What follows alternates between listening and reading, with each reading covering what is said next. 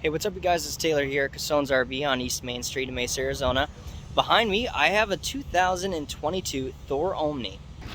So essentially what this is, if you don't know what it is, if you're not popping up the video because you want to just see a video of it and you do know what it is, this is a Super C.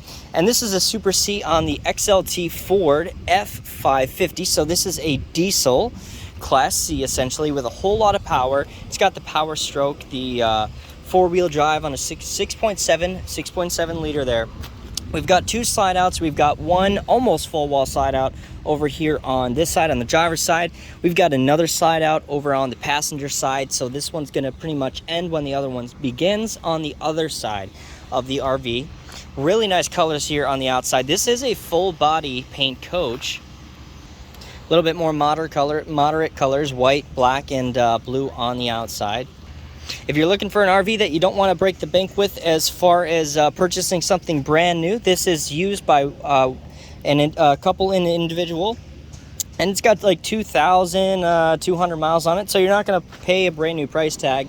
Although these Class C's are not cheap, and for good reason. Number one being the chassis that they're on, the Ford F550. You have all that power to be able to pull pretty much whatever, and I mean pretty much whatever you want behind it. You got essentially all the power, if not more, in a standard diesel Class A on a Class C chassis. So making that, compact for you so that you still have all the power, but you have it in a C, is why these are relatively expensive.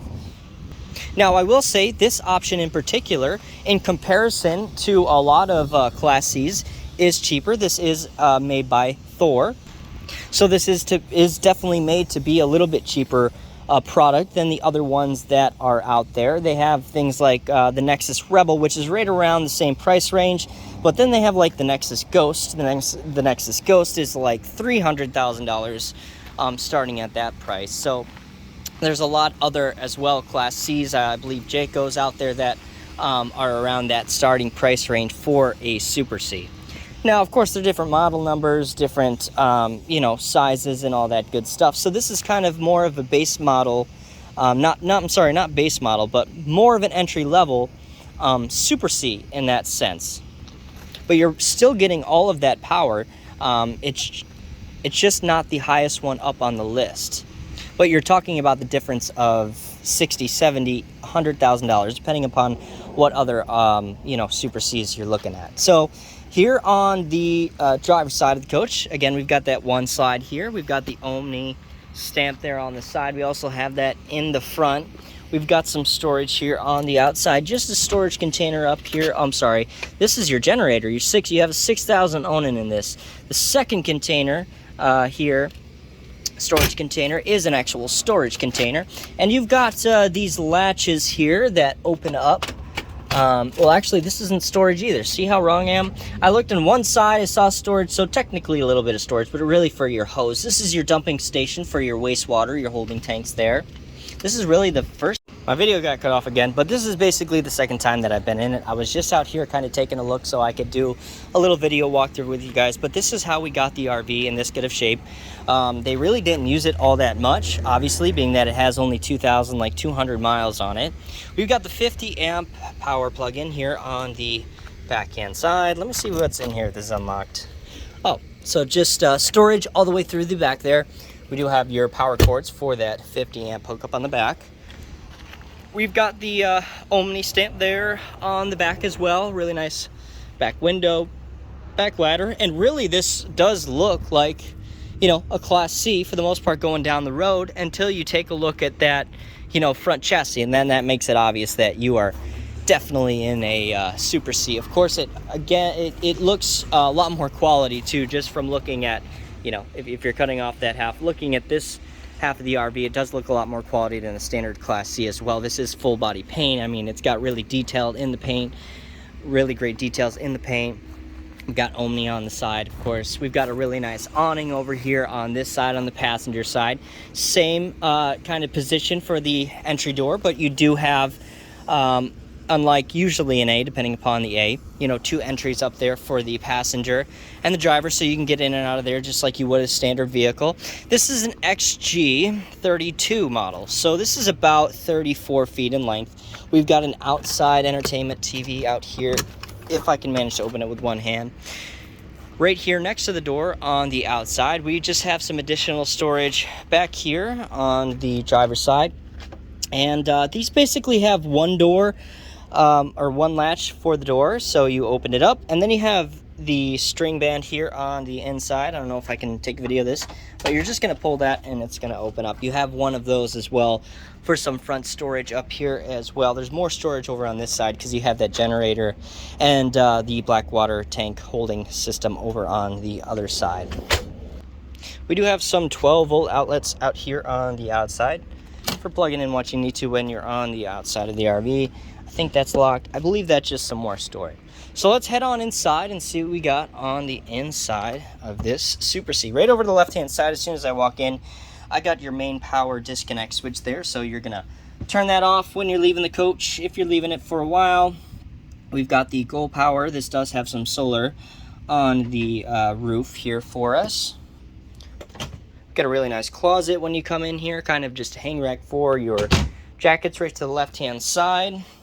And over to my right-hand side, as soon as you walk in, let me first get a really good shot of this interior for you before I continue on. I find myself sometimes when I'm in a video, I'm just zooming in on something that I'm talking about. I'm not giving you guys the full picture of kind of the outlook of the interior of the RV. So right over to the right-hand side, we've got your 2 recliner chairs. Those are string pull recliner chairs, just meaning that they've got the string pull here as opposed to automatic right there.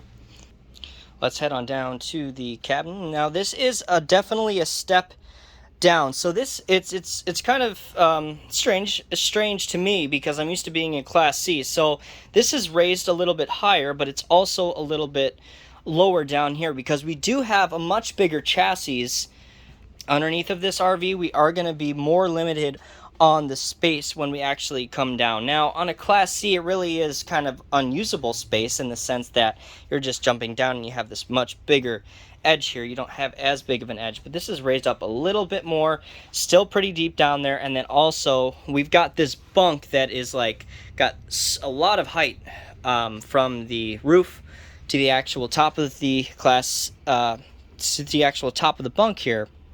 So normally when you're in a Class C, you know, this is raised up, you know, all the way up to here, and you definitely have more of a climb. This is definitely not as much of a climb up here.